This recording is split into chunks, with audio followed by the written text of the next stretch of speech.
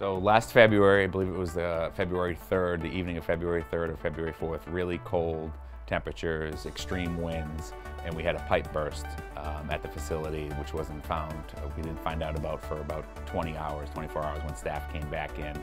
So I came here on February 4th in the early morning hours to a building that had water coming out of all the walls and the ceilings.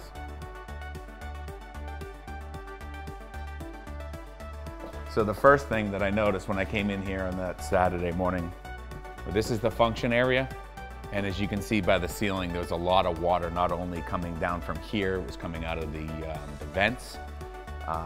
This was all laminate floor that was put in, newly installed by Massachusetts Military Support. And then we got the kitchen area, also received damage. So we've ripped up tile, we've removed a lot of the equipment in here to now.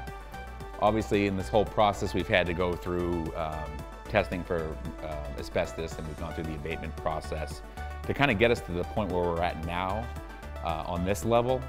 So as you can see behind you, a lot of the equipment from the kitchen has been moved, over to that side. We're trying to make sure that we're ready for the next phase. What I can tell you is that we are in 90% construction documents right now. And moving forward, that should be going out to an estimator now so we can actually try to settle with the insurance company. So we'll just head downstairs.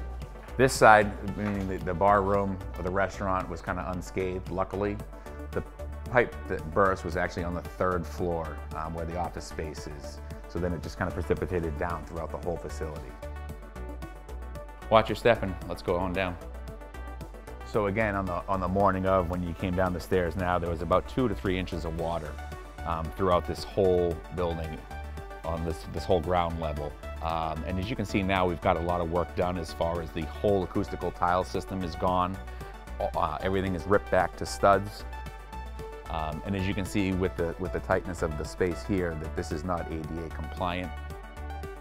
There's building code upgrades that need to happen, and also ADA. There's no other way, as we noticed coming down, other than the interior access via the stairs, which is not ADA compliant. And then outside on this side, the gradient of the ramp that comes down is not compliant. So we actually have been received approval to put in a lift. So there'll be a lift in that function room that takes people down to this level. Also in the bathrooms, it's hard, you can kind of see through them now, but they're not ADA as far as the correct width of the hallways, access to stalls, how big those stalls need to be, the doors that need to be. So if you are in need of accessing those bathrooms and have a disability, that you can actually use those bathrooms. When we did the moisture map and with the insurance company and again the DPW of where it started and where it came down and where it went to, and then you assume what is wet, what got damaged, what didn't. And then at the end of the day, as we're seeing now, that there's so much damage that it's just better off to just, and the insurance company agrees, let's just gonna remove what we have to remove and then go forward. And, there's discussion in the plans now. Basically, a lot of this unutilized area, about where I'm standing now, goes back about 8 feet. This will be more incumbents of the pro shop. We don't need all this office space. So it's actually a larger chunk of the area, and I would anticipate the door then to enter the pro shop will be somewhere in this vicinity. Now again, with our next phase of construction, most of these 2x4s and most of these stud walls will be removed and relocated for ADA access and more compliancy, along with electrical upgrades and HVAC upgrades. The staff kicked into gear first day, that Saturday we were here. Old Barnstable Fairgrounds was closed last winter, and the maintenance staff immediately started a prep. We put everybody over there and opened up Old Barnstable Fairgrounds, which sounds pretty simple, just open it up, but you have to put out tee markers for all the tees. You're trying to cut cups in frozen ground, and I think within a day or two days we were open there, and then we're able to keep this open as well, but we shifted operations there. As you walk outside, you'll see the mobile pro shop, or the mobile trailer that we are utilizing as a pro shop. Our IT department has gotten all of the software to get the Chelsea Tea Time in there and be able to take in the clientele and serve the clientele as best we can.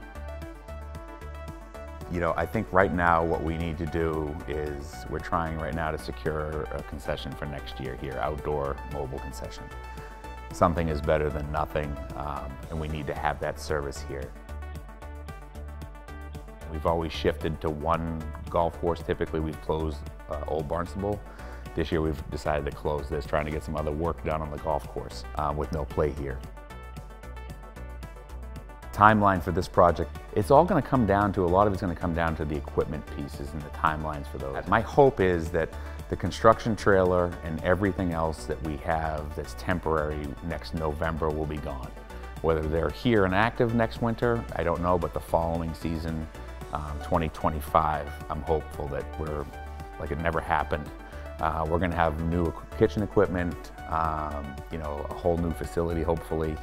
And we're also trying to make other improvements to the golf course as well. But I would say that I'm hopeful of the spring of 2025, that we're having another session out here and it's beautiful and we're doing a kickoff. It's just great to be outside and enjoy the weather and enjoy the beautiful golf courses that we have at the town of Barnstable.